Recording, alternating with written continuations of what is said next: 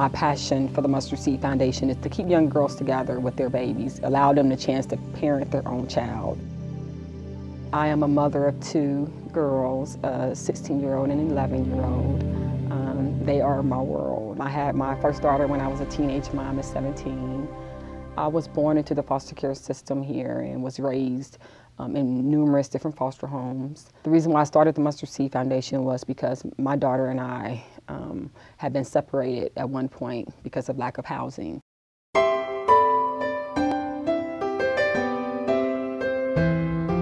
We're the only residential parenting facility that's licensed by the Ohio Department of Job and Family Services that addresses the age from 13 to 18. The program is for a 2-year program or longer, but residential parenting is where 24 hours a day we're teaching them, we're educating them. They're learning some type of a skill here. The Mustard Seed Foundation offers parenting classes, a high school diploma program, child care for the babies.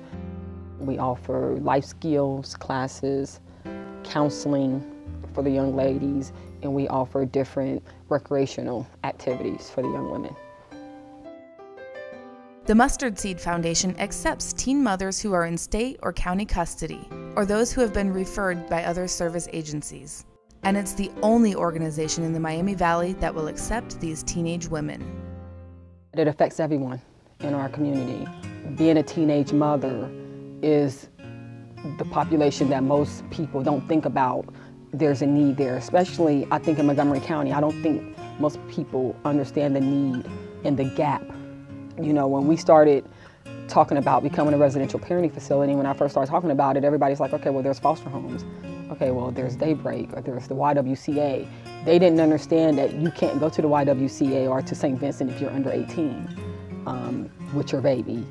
They didn't realize how many families were being separated because of that reason.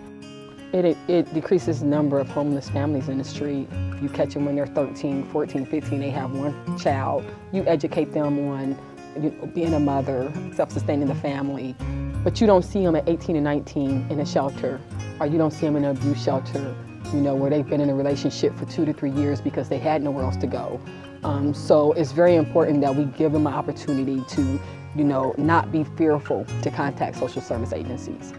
And that's one of the things that we were seeing, was that young ladies wouldn't come into social service agencies or tell you that they were living homeless or tell you that they were being abused because they had already heard that, oh, well, they're going to separate you and your baby.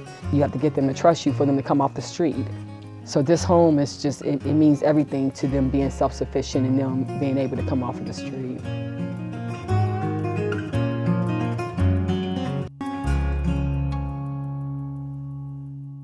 I love it, I do. I mean, you know, to be able to just love what you do and to be able to see a difference.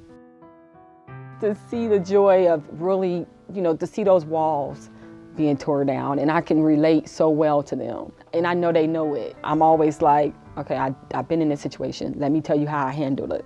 Let me tell you how I could have handled it. Let me tell you what I did versus what I should have done. I'm able to relate with them, you know, in being a mother, being a teenage mother, and then knowing the fears of losing custody of your baby. Even when they're not able to say it, I know they're afraid of that.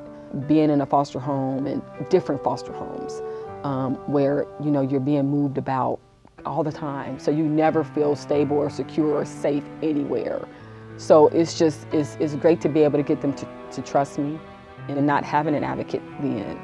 I know the importance of it. You know, if I would have had a voice when we were sitting in that courtroom, or if I would have had a voice when we were going to that emancipation meeting that was advocating for me, it would have been it would have just made a world of difference.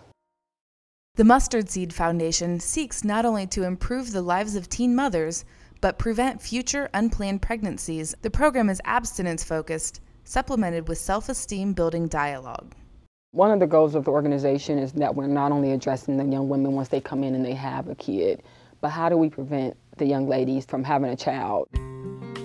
One of the programs I would like to do is going into the schools, working with them on prevention education, working with young women on self-esteem, on being you, being strong, being beautiful, you know, just being a girl, empowerment. Everything we do is about prevention. We see how hard it is for these young women in here, and we don't want, you know, to see the numbers continue to increase with the pregnancy rate. The plight of these young women might be easy to ignore, but cyclical, generational poverty isn't just an urban problem, it's everyone's problem. Really look at it as a situation that's affecting everybody. I was at the point to where I was just about to leave foster care and try to work on it and get my kids back while I'm out on my own. But I think that if I would have left, it would have been harder and longer for me to get my kids back, because they would have to see how I was living on my own in order for them to think it was safe to place my kids.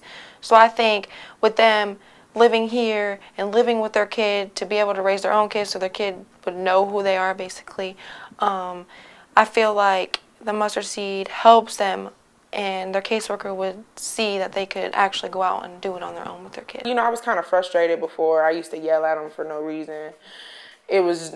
I took my problems out on them, basically. And then now they're like, Mom's nice. Like, we're going to try to get over. So now that's kind of what I'm dealing with right now.